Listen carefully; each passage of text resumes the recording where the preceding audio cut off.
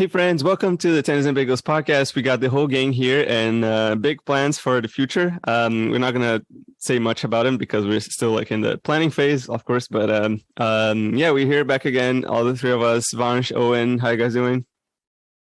Yeah, I'm doing good. Good to have the three of us back here again. And some stuff has happened since the U.S. Open, and tennis is fun as usual. So happy to be here. Yeah, about the same here. This is usually the time of the calendar when I get really burned out, so I'm feeling that a little bit, but excited to be here as well. Yeah, it's a funny feeling. I remember like last year, right after the U.S. Open, we were just sort of like talking about like how the ATP finals are just like, is this really worth it watching or something? And then by the time that it comes by, we're just like, oh my gosh, it was so awesome. Like the matches are great. It just kind of always feels that way. But yeah, and I totally get the feeling. And I think it doesn't help that Roger Federer and Serena Williams both have tried like back to back, like in weeks essentially. So it almost feels like tennis is over in a sense. Like in January, it just kind of needs a hard reset.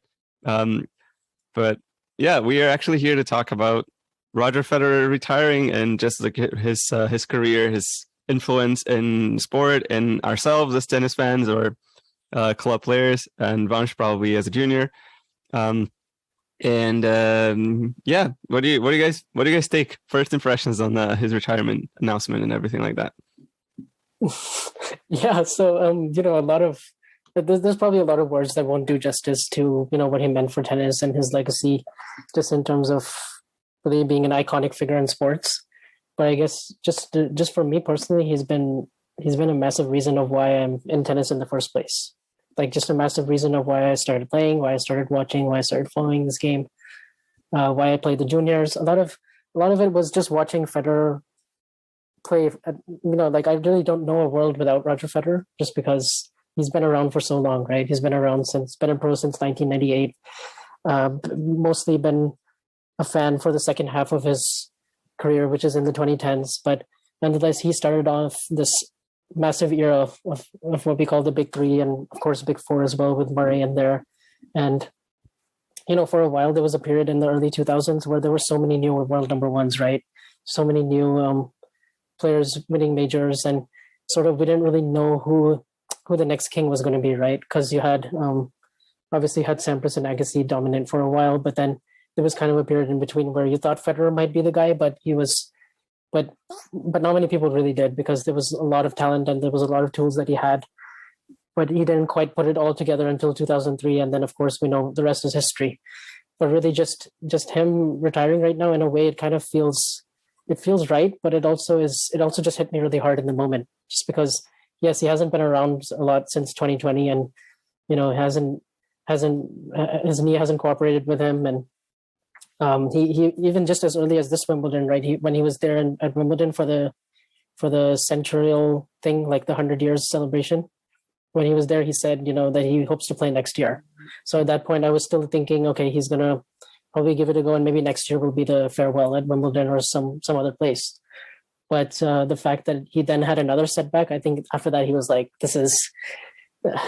it's time now. Like, and then at first when he was announcing at the Laver Cup, I had like a mix of emotions, because I was thinking, obviously, it's really tough, especially it's especially just processing all of the news, and then also just just the fact that he wasn't playing Basel. I think that was really telling, and in a way, I'm kind of glad that he ended it here now, because of what the occasion was, right? Just because of all the scenes that we saw with all the big four being there, it was just the most perfect, iconic way to end your career. I can't think of a better way, or the outcome. It doesn't really matter to me that they lost the doubles match, or that he had match point in his last match, didn't win. Like, all that stuff doesn't really matter at the end of the day. It was about the celebration, and I think it was such a Federer thing to do, and it just, yeah, it'll stay with me forever. Like that last Friday that we saw, those images that we saw of Federer and Nadal sitting on the bench holding hands, but Djokovic also behind them, consoling Federer. Mm-hmm. And him in tears, his family in tears, his agent, his kids. The part that really got me was also when he was hugging his kids and he was crying and he was saying, "I'm not happy. I'm really happy, and I'm not sad." Yeah. And he was just, and then of course you had the whole this send off that he got with with just all of his rivals and his peers. Like who else gets that kind of send off? Like who else has that kind of impact in sports? It's just he's one of those that just transcended the game, like LeBron and Tiger Woods and all the other iconic athletes, like in all the other sports. So yeah. I probably talked way too long, but no, you're all good. It's funny, Vanch. I think I share some of your emotions, but I think in some other ways my reaction sort of contrasted with yours. Like, for those who don't know, Federer was how I got into tennis. The first major I watched was the 2016 French Open, where he didn't play, but I think my fandom kind of went up a fair bit at Wimbledon that year when he had a run to the semis, beat Cilic in the quarters, saving some match points. So I was like a head over heels fan of his for a while.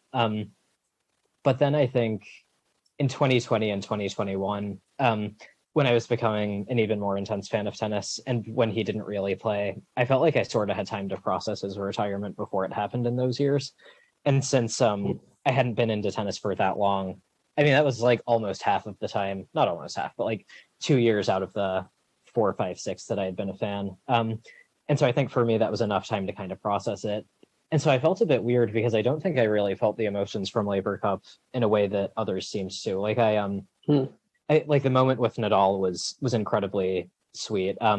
Shout out to Ella Ling for some of what will surely go down as like some of the best sports photography ever, because those images were incredible.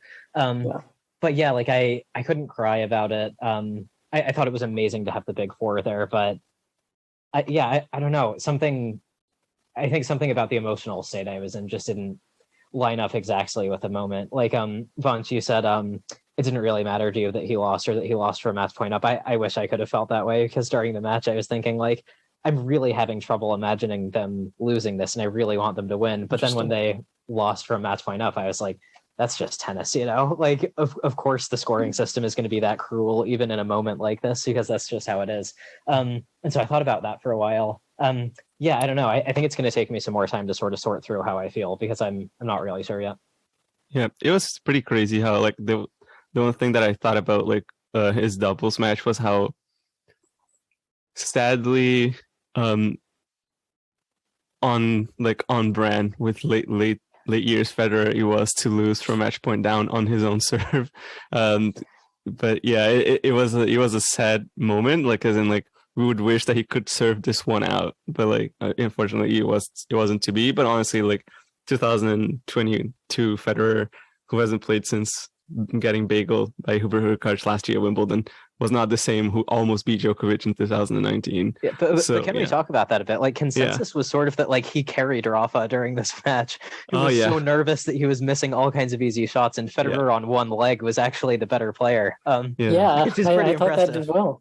Like Rafa was so tight, right? He was missing a lot of easy volleys. He was, and it's very understandably so, right? Like we have to say, like Rafa basically just came for Roger in this tournament because he's going he left through the next day. Personal stuff at home, and with his, his wife is pregnant right now, and of course we don't know the details of that. We don't need to, but essentially he just came for Federer's farewell. So I thought considering all of that, I don't even think he was at full fitness or anything like that. So he I think by far was the most nervous of all the players. It was, and Federer actually, when he was connecting with the shots, like he didn't miss too much. Like he was hitting. His volleys were good, man. I mean, he can still serve on one leg. He can still serve all four corners of the box. Like it's just amazing. Like I mean, he hit that ace at 5-all in the super tie break. He hit some other like forehands. Like when he was connecting, the movement is not anywhere close to where it was in 2019. I think probably that forehand that he missed on match point, he probably would have made that in 2019. But the reason why I wasn't so upset is like I was happy he just finished the match and he was able to play without any getting injured in between. No, nothing major happened. He was able to finish it, and it was. Yeah, it was a good competitive match as well, so that's kind of fun. That he wasn't like if you were just there for the tennis, if you were just there for the tennis and not the stuff at the end, you would have liked it as well. Like it was, for sure. One of those matches. And Vanch, you touched on this a bit, but like it's so remarkable to me that the 4 were there and the 3 were there, and that like Djokovic on the sidelines, who I think probably could have looked at this as like, my God, I'm still the third wheel after all of this. And like, he was into it too. Like he was rooting for them. He was emotional at the end. Like Nadal was emotional. And I think it's important to stress, like So Federer and Djokovic have never really been that close. Federer and Nadal, like, the bromance has been talked about for a long time, but like as recently as 2014, Nadal is like, yeah, I mean, we respect each other, but like we're not friends, we're not best friends. And like a lot has changed. Like these guys are Federer and Nadal are like really good friends now. Like I think Djokovic is getting to a place where like he could call himself friends with both of them. And given the history they have between them, it's remarkable. I don't know how it's possible. And I'm really happy we got it. Yeah, and speaking of history, like you said that you couldn't connect, and because like you've been following tennis since essentially like 2016. Like I remember, like for me, like as a kid and like learning tennis and just kind of getting into it, like was basically 2007, essentially prime Federer years, and Nadal literally just kind of getting up there. I watched the 2008 Wimbledon final live. It was phenomenal. That's all you could talk about in the club the next day. It felt like a time, like an era changing moment, and sort of was, sort of wasn't, but like it was definitely a big match. But it, like growing up, it felt like tennis was synonymous with like Federer in first, Nadal being second, and Djokovic being third, and they all chasing Federer, and it just kind of feels off, just kind of Federer not being there. But I guess like a lot of, and I just kept thinking like of all the people that came back in the past, like the fans of tennis of like the 70s and 80s and 90s will have to like see this time and time again. And it's obviously like something that I felt like, man, it's just like tennis is changing for me as well. Like it's just kind of interesting, kind of not relying on the players so much anymore, but like really just kind of like seeing the sport and like what's going to happen. And I guess it helps a lot in terms of fan bases as well, because I guess people can kind of look past that and start enjoying players as they're playing, and hopefully it's going to be the case. Not saying that Nadal should retire, but like when Nadal decides that it's time to call it a career, maybe things are going to get a little bit better, and for Djokovic as well, like when he goes by. And I think Djokovic, I will say this was the most united I've seen Big Three ever. And honestly, the fact that the four of them were there, and like Djokovic, especially Djokovic, Nadal, and Federer were there, and just kind of like cheering each other up and like kind of giving each other tips on how to play. It just really has a huge contrast of like they don't necessarily care on a foundational level, on a fundamental level about like who's the best between all three of them. Like they're competitive guys, obviously. Like they're the most competitive a tennis player can be in history, right? But it doesn't mean that they can't be friends, or it doesn't mean that they have to be disrespectful towards each other. It's just at the end of the day, you kind of feel like that dude bro vibe, and the signs line is like, yeah, and like it's just like playing sports, right? It just kind of have those raw emotions. It's I think that's what's so great about the three. Like they're able to separate the two things because like they understand that at the end of the game, tennis is just a game, right? Like it's just like we're competing for these big prizes, but at the end of the day, like we're colleagues and we're in the same job, and we're like we see each other and we've seen each other and we've made each other better over the years, and we wouldn't be where we are without the other two. So I think that mutual respect is at least there. Like, yeah, Djokovic and Federer haven't really ever been that close, but I think they always had that mutual respect, understanding for each other in terms of, and especially I think they can also connect on a deeper level because they're fathers of kids. And I think that's what Djokovic really said got him really emotional the next day, right? It was that seeing his kids and seeing Mirka and seeing that, because he can relate to that with he's on Federer's level in terms of relating there. And I also think just like it's kind of fitting. I think Federer said it himself that he's the one that goes first, because he said it just wouldn't have felt right if, for example, like he was really scared, for example, in 2019 when Murray almost retired because of his hip, and now he's obviously carried on and he's playing tennis and he's doing well, all things considering. But like, yeah, I think it's fitting like that it ends right here, to be honest. Yeah. And I honestly like the Laver Cup and the format. It really proportionated the moment that he had. And I was just like watching the Laver Cup this time, and we always like, not to kind of like draw a tangent towards like the Laver Cup at this point, but like while the Laver Cup has a bunch of weird problems with like whatever, some people don't really like the format, some people don't like that it's actually counting as like official events for ATP, but all of those things don't necessarily, like, of all the Laver Cup problems, none of them is tennis related, which is a good thing. Like the tennis is really awesome. It's just like, it's just for the history books in a sense that just kind of like we wish he wasn't really there for a few reasons, but in some of the formatting in the sense that like maybe World versus Europe isn't the best way to go about it, and there's a place for women as well to compete and it would be really fun. But like all the quality of tennis and the fact that it proportionated such a great moment with like the big three and everybody really cares about the event, which is like crazy to see like how Team World actually they want to win badly. Yeah. Like because they don't want to let their teammates down, and you throw 5 or 6 people on the same bench and you're playing for them. Like it's like this added weight and pressure that you feel, and you see players get tight in super tie breaks. Like, just look at the last match between Tiafoe and Tsitsipas. Yeah, like clinched it for World, right? Like it was tight because they don't want to let their team down, and it's like, and then I just love the way they it feels almost like who was saying this on Twitter? Gil Gross was saying it, that it almost feels like a mini Netflix series because you're stripping away all those barriers and all those limitations to access that we don't get in the other tournaments, and you have this amazing feel of like amazing camera angles, amazing like directing, like the players in the players they're all mic'd up, you can hear everything that they're saying on the with them coaching each other, and you have like these bits of like content that are just social media gold, right? Because you see them and they're shared all over the place. Like anything that you tweeted in the last week, like probably went viral.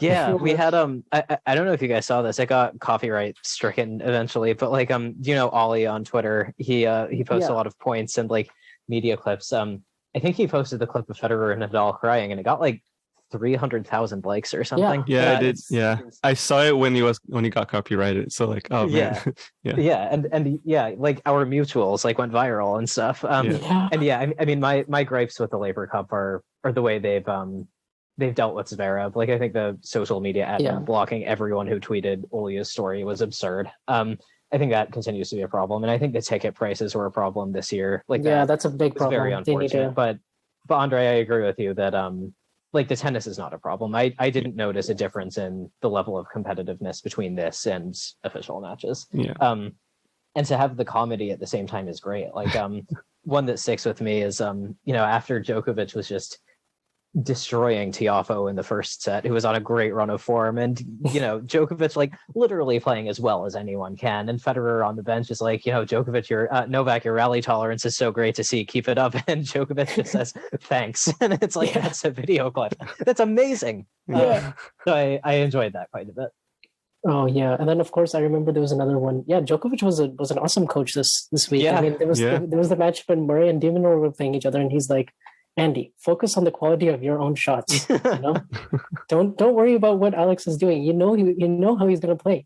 Just focus on your strengths. Play up to your game. And I was just like, and then right after that, Andy breaks and he holds and he wins the set. And it's just like, wow, sure. Like this is gold. And there was a bit for Federer as well. Nadal, like there was some comedy when they were playing doubles, and Nadal was like, I just have no feel. I have no control, like, and it was such a great experience to see like Casper Ruud there as well, like, and Tsitsipas. I think they can take some of these experiences and really learn from them, like what's better than this for like a weekend, I feel like. And I think it also shows like personal issues between players aside, like if Federer, Nadal, and Djokovic can be friends with each other, like it feels like any rivals can be friends, right? Because these guys played matches against each other that like changed tennis. You have these 5-hour wars. You have blown match points. You have choked leads. You have like wins from 2 sets to 1 down. You have like major streaks broken. Record shattered. Like everything. 40, 50, 60 matches played against each other, and like Federer and Djokovic are like laughing about the 2019 Wimbledon final in press. Like Djokovic brings it up and Federer doesn't go, screw you, Novak, and storm out of there. He laughs. Like, that's incredible. I going back through all the archives and stuff, like I've seen all of their matches, and maybe watching them in real time was different, but after seeing all of that, I didn't think we would get to the place we got. I just think there's so much tension and emotion and heartbreaking matches there. Like I'm so amazed they've gotten to where they are now. I'm like proud of them, really. Like seriously. It's times like this when you just realize like it doesn't really, honestly, I'm not so interested in anymore in like who is the greatest or whatever in terms of like the stats will speak for themselves at the end, but it's just it's more about like what they meant to tennis, their impact, like how they made fans feel overall, like how they made each other better. I think those are like the better takeaways, honestly, because you're never really going to see a generation like this come again, like with 3 or 4 players, like just over 18 years having won that much and made each other better people as well as better players. It's like, like they just come full circle. It's I can't believe it, honestly. There were times last week where I just like I can't believe what I'm actually watching. Like it's I mean, you think back to 2012 where each of them won a major. By the end of the year, it was not exactly clear which one of them was on top, and they started 2013 like basically all fighting with each other. I mean, Nadal injured at that point, so it was more of the other 3. But like you had phases like that where like you get a combination of, or like you get one of the editions of the rivalry at every single major. Like they're trying to take each other down, they're trying to build legacies. Like it was just like as intense as it could get. And somehow they've managed to separate that from how they feel about each other personally, which is so cool. And the Laver Cup itself, I think they do a really good job in the format in the sense like even if the teams feel super uneven, like you still have to win it on the 3rd day, right? Because the doubles helps, the super tiebreak helps, and then it's the 3 points on the 2nd day, on the 3rd day. I like that actually because it just increases the stakes. Because the way that they did it, I think it's pretty ingenious because they have I think 24 points up for grabs, something like that, and if you win all of the matches from days 1 and 2, you're still 1 point short of winning. So technically, you could still like tie it up, like winning all 4 or all of the matches on the 3rd day. So that really makes it like interesting in terms of format. I was looking at it this day, and I was thinking, wow, this is actually really like a really interesting idea to make things like competitive up to almost the last second. Of course, like if they win just the one match like on day 3, it's kind of done and dusted, but still. But yeah, I think it's Laver Cup aside. Yeah. Don't really have much else to say. What did we think of Federer's on-court interview after he with Courier? First of all, Jim Courier is one of the best on-court interviewers in tennis, period. But I got to be honest, I haven't watched it yet. I've been trying to save something because it all happening at once was, even though I like it didn't totally resonate with me emotionally, it was just such a nostalgia bomb, really, like everything happening at once. And so I wanted to save something. Yeah, the thing I couldn't really watch much of the interview because I wasn't home, so I was kind of watching on my phone. I was supposed to be doing something else, and but yeah, I got some time to kind of like watch just like the match point and like the final moments of the tiebreaker, and I watched just a little bit of it because like after that they all had like a little bit of moment in which like Federer just hugging everybody, and then after like a solid maybe like 15-20 minutes, that's when he did the interview. So at that point I was already checked out because I had something else to be doing. But yeah, I didn't watch it, but I don't know what happened like during the interview from Federer, but like I feel like from the interview that I watched at the end of the Laver Cup when Team World won, what it looked like was that they had a very tight schedule. That's for me like what it was happening. So I'm not sure exactly what happened, but like I feel like Courier is really good at like putting things forward when he needs to. I mean, the way he looked the next day was just crazy because he has this really emotional night, the most emotional night of his life. He probably goes to bed at like 5 or 6 a.m., right? and he just wakes up the next morning and he just looks like, he just looks back to old goofy Federer again. Like, I just feel like he has this vibe about him that just, it feels so unreal. Like, I can see why he has this kind of aura because on the one hand, he feels like just a normal, regular, goofy kind of guy, but then he also has this larger than life type aura where it's like, like you can just see like when he's walking into a room or like when he's coming, he just has something. There's like a different kind of charm about him just because of like what he's meant for tennis, right? But then he has the ability to just like play a ping pong rally with Diego Schwartzman and just play just be like his normal self. And I feel like he was able to balance those two things really good, and that's one of the reasons why he's so popular because he can relate to any person that he speaks to on their level, like. Yeah. There's actually one of the points that Christopher Clary brings in his book, the Master that he wrote. Like it was one of the things that Federer really like when they interviewed him. Like his interviews were a blast to listen to. Because he said that like Federer has like Yeah. this natural curiosity that he makes everybody feel like he really cares about who's this talking to, and whatever what people are talking, it kind of feels like he's actually actively listening and actually interested in what you have to say. Just crazy to think Which about, is right? wild, right? Like you could have the dumbest question ever in a press conference, and he'd give you an interesting answer. Sometimes. Like you could just ask him. Sometimes. If he loses, he can get a little bit moody, but that's okay. Yeah. But just in a normal, natural interview setting, right? Yeah. Let's say like before a tournament, or after a big win or something like that. It feels like he could just give you he would go in different directions that you feel like you didn't think were possible. Yeah, I'm very impressed with how, because he's, to put it bluntly, he's very rich, right? He has his hands in a lot of pies. He's going to be around tennis for a while. Yeah. And so I think he could get away with having this very vain, aloof personality, like you're not my time, you're not worth my time. I'm not going to bother talking to you, but he doesn't. He's also the nice guy, like we've been saying. Everyone says they feel good talking to him in the locker room. And I think in those ways, all the success didn't go to his head, which is pretty crazy because he's had a lot of success, a lot of success, especially in those early years. And I think he's a great ambassador for the sport. That's not anything new that people will be hearing for the first time, but I remember Andy Roddick on.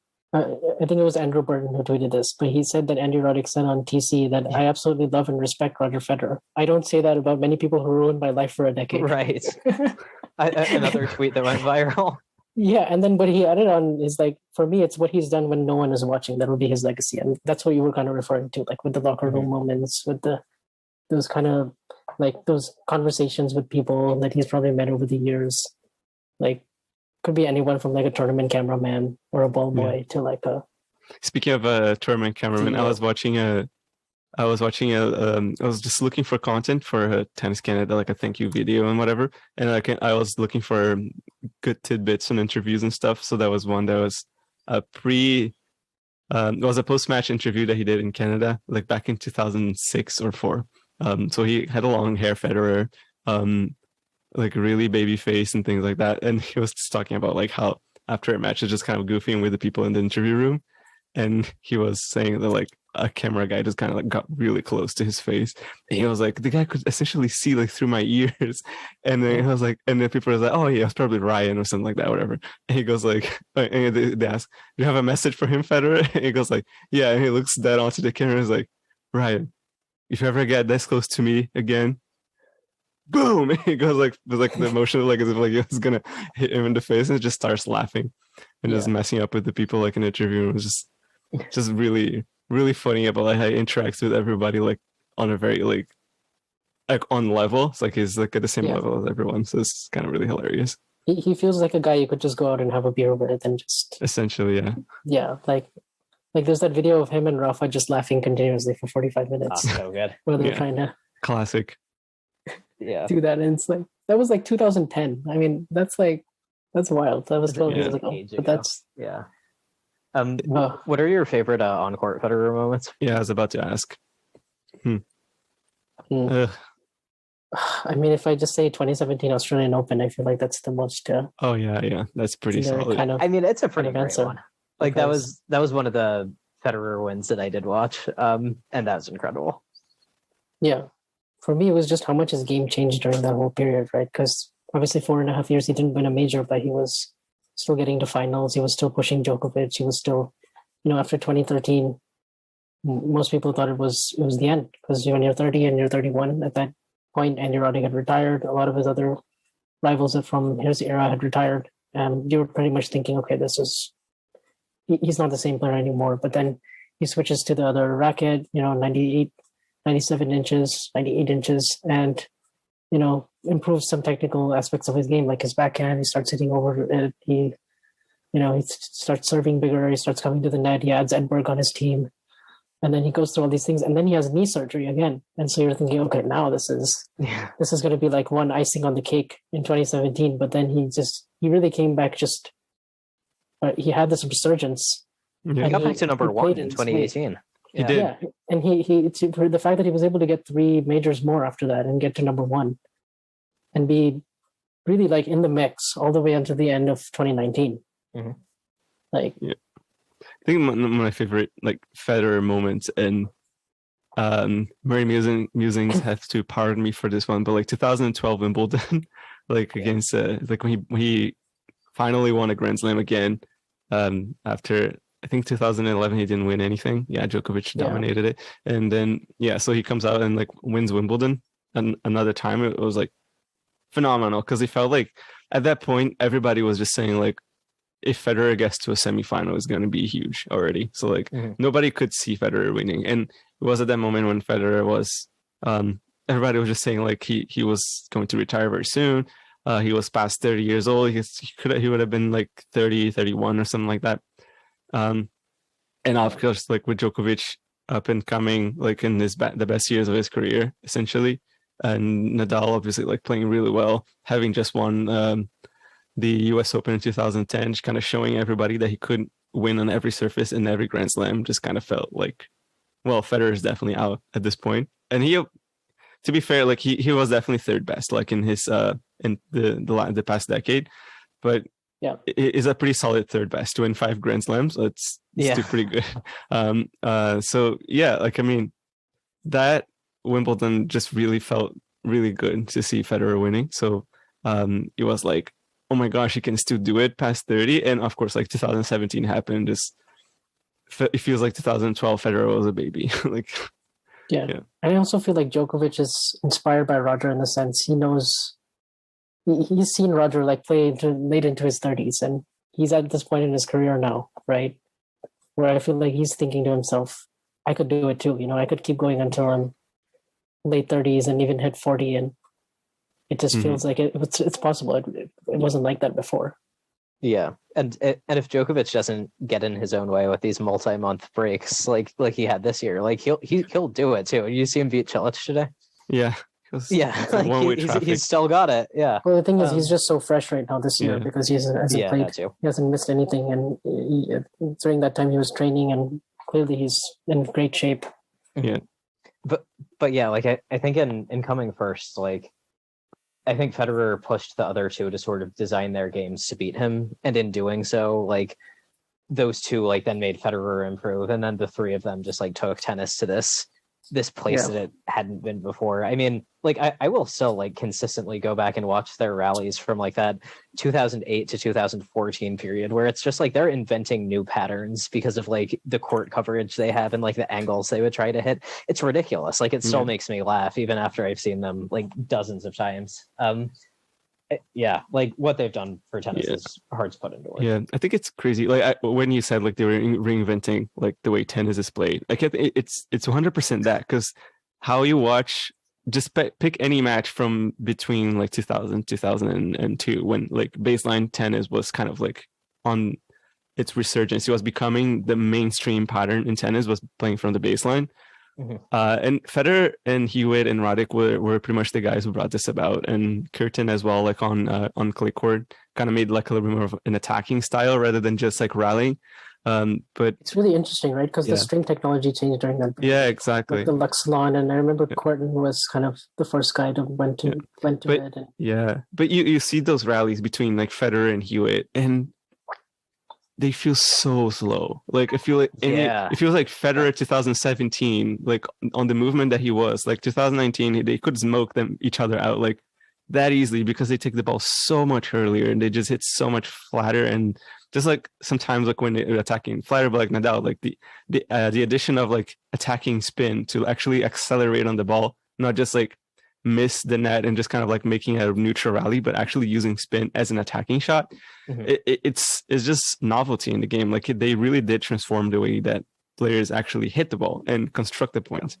Yeah, I mean, one of my favorite ways to kind of observe like the dissonance between like pre-Federer and like Federer myself is like to watch him play Agassi in like 2003 to 2005, because like, you know, Agassi maybe wasn't at his peak then, but he won a major in 2003. He made a major final in 2005. Like he was still like beating most players out there.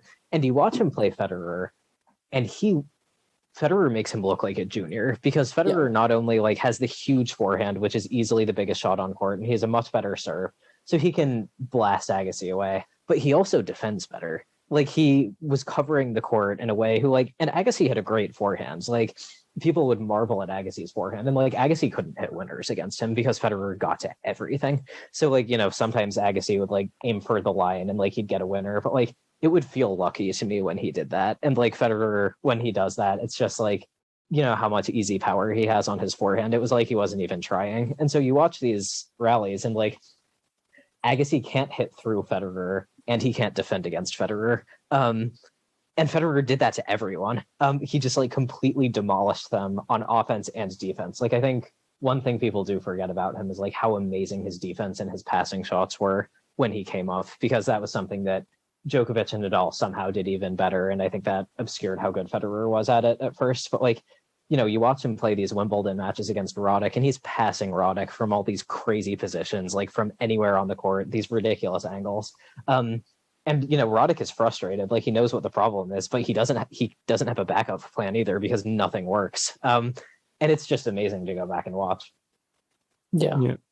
And then you see the way he's transformed. Like, he's came up during the time of the serving volleyers. Yeah. And you know, when he won 2003 Wimbledon, he was serving and volleying quite a bit, and coming forward and playing as well from the back. So he had the power, he had the speed, and he had the touch.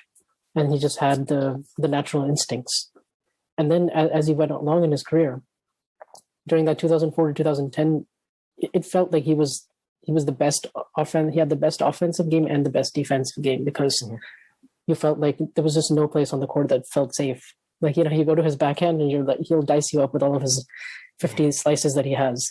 And he literally has that many slices because he has slices that stay really low and short, and they bring people in, and it forces them to hit a really tough approach. And then he has those flick pass shots with his wrists that he just somehow does on the backhand wing, where he just shortens the swing and you have no idea where it's going. And then, you know, the way he can return your serve and just kind of just dice you up. And then how easily he just made it all look with his fluidity and the way he moved. And it felt at times like he was kind of gliding on the court, right? You see players today and they're sliding all over the place, and they make it look, and it's extremely physical sport, and it takes hours and hours of coordination and training. But Federer was just somehow able to do all of that in this way that just looked, it looked so effortless beyond belief that if you tried to do it on a court, you'd probably make a fool of yourself. And there's still really no one in the modern game, I feel like, who can make it look that simple, you know, put everything together like with that kind of ease. Like, there's players who move just as well, who have incredible, who are, you know, efficient in their own way, but not perfectly calibrated the way Roger was, in terms of just like how smooth and effortless it looked. Yeah, and maybe the smoothness I kind of helped him in terms of like remaining injury free in a lot of ways. Of course, like he obviously had the detailed planning and scheduling that he always went through. He was very like careful with his body, but like maybe it has a little bit, it's kind of like a good mix of both. He definitely did like use his talent to the best of his abilities that he could use, because it could have easily just kind of like gone wrong in the sense that like he could have scheduled poorly, or like, because he suffered injuries as well. Like, he wasn't free from that. Like, mainly the back, I think, was the thing that bothered him the most of his career up until then he came about. Yeah, an ongoing thing. Yeah.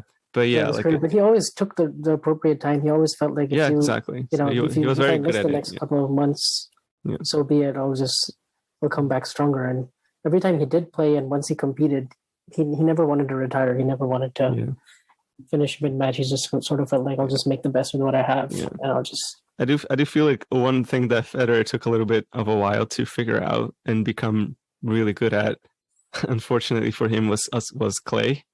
So I feel like he had this period in his career, up until 2004, he was pretty much game. Like, people could beat him at Roland Garros. He would win on clay courts, of course, but he wasn't not nearly as dominant as as he was on grass and on hard courts. Yeah, I think it was a lot easier early on in his career, especially to get the ball super high up to his backhand. Yeah, and also just for him to. He just wasn't as all those other parts of his game didn't really come together. I feel like it also feels like he could not really get the mix of defense and attack properly by that time. But it was just a little harder for him maybe to finish points, and he didn't necessarily blow you away with heavy power, right? off of both wings. So it felt like on a clay court, it was more, even though that's the surface he grew up on and he played, most of his early junior days on, it just felt like.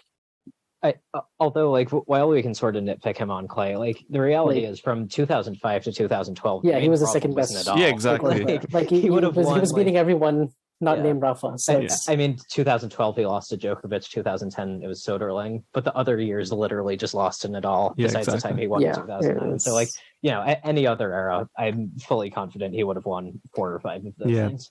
I do think that that's the issue though. Like by the time that he became good enough to win Roland Garros, Rafa was better. So it was an unfortunate like turn of events for him that Rafa appeared, but it also was good, as we were talking about how they made each other better. It just kind of prevented him from making a few more for adding a few more trophies, I guess, in his trophy room. But and of course the way that he reversed that head-to-head against Rafa, winning 6 of the last 7.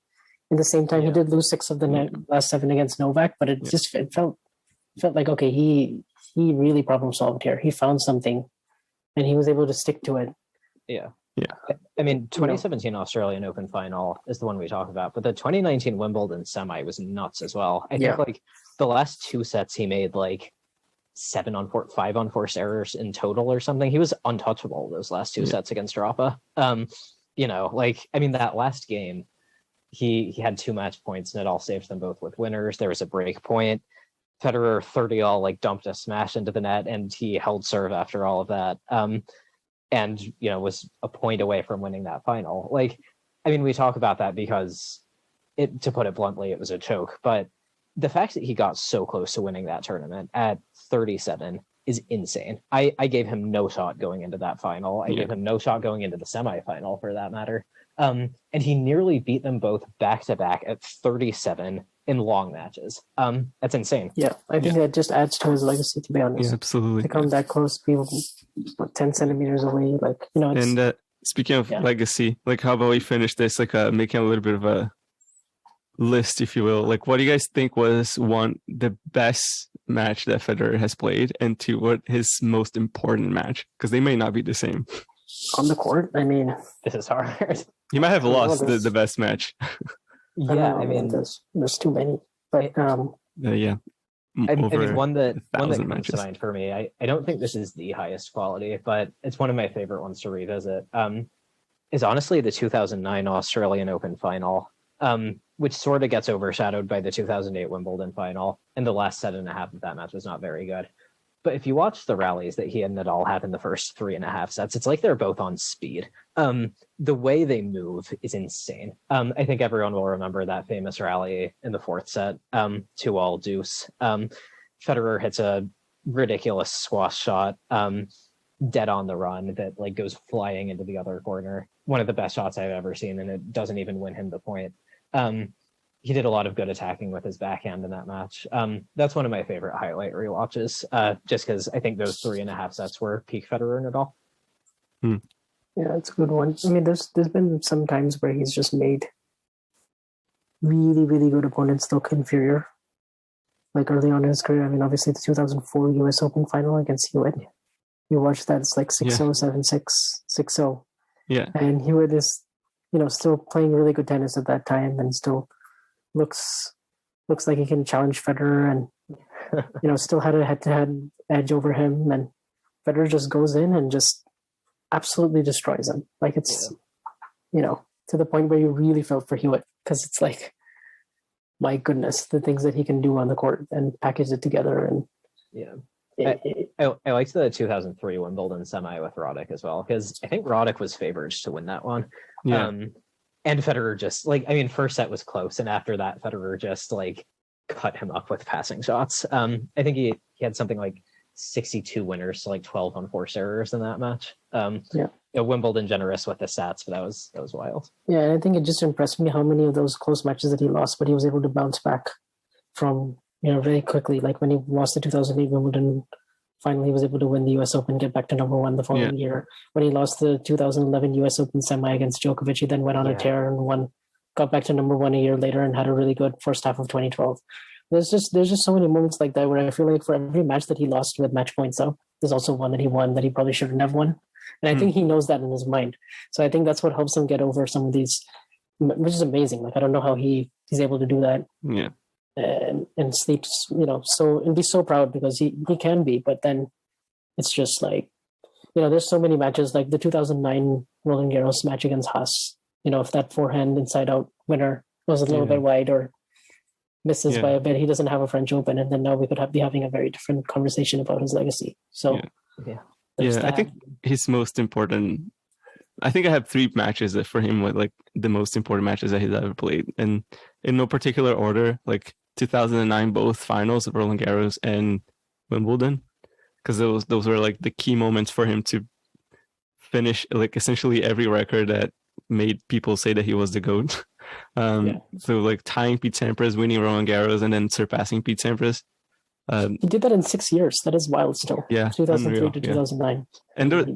And I mean, the Robin Soderling match wasn't incredible, but like the Wimbledon final was pretty solid, like a really good match that Roddick really played his part really well. And no comments on 2017. We already know about that one. So Australian Open final. The 2009 Wimbledon final might be my favorite like individual Federer moment, because that one I watched Wimbledon's extended highlights before I knew the result of the match. And so I'm kind of watching, and they're catching me off. And it's like, so Roddick has won the first set, and then it starts playing point by point when he's 6-2 up in the second set tiebreak. And so I was thinking, like, man, Federer's screwed. And then he hits like this flick backhand winner for 6-3, and then he hits 2 big serves, and then we all know what happens at 6-5. And then Federer wins the next 2 points to win the tiebreak. Just reels off 6 points in a row like it was nothing, like stayed calm. And then like, Roddick sails this last backhand past the baseline, and Federer, for a second before the crowd goes wild, you hear Federer go, "Oh," because he's like evened the match. And you immediately know, like I think the commentators even said, like, well, that's probably the few minutes that's going to decide this match. Like, and it was, even though the 5th set was as close as it was. It just amazed me how in control he was. Yeah, in control. And then those years in the middle, right, where he just went on these streaks, like 23 consecutive major semifinals, like getting to 18 out of 19 major finals, like just that one loss to Djokovic in 2008 at the Australian Open. Like, that's it. Just one loss in the semis, and he made like he would have had 19 in a row.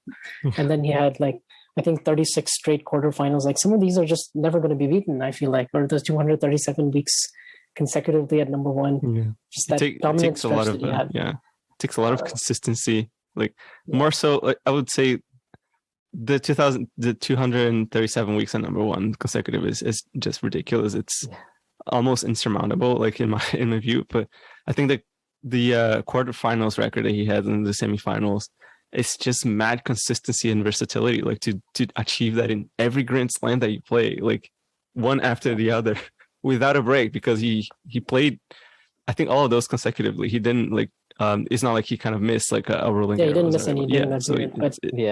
I mean, 2008 was a bad year for him.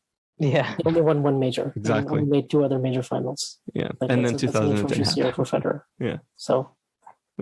That's crazy. I mean, didn't people start talking a little bit about retirement in 2008? I mean, like 2012, I know it came up, which is insane because that's. I know that David Law asked him, and after he won 2007 Wimbledon against Rafa, he asked him in the BBC fan, throwing David Law under the bus here, but he's like, he's like, so Roger, do you think at the end, you're going to be able to play the 2012 London Olympics? Do you think you'll be able to play that long? I mean, I think for me, the most striking line in the Master, like Chris Clary's book about Federer, I don't think I have it with me, but anyway, he's talking about winning Roland Garros or something. And I think it's like 2004 or 2003. And he goes like, you saw Pete, you saw Andre, so I'll maybe have like anywhere between like 7 to 8, so like 15 more chances to win this thing. And Chris Clary just goes like 15, and Federer's like, 15.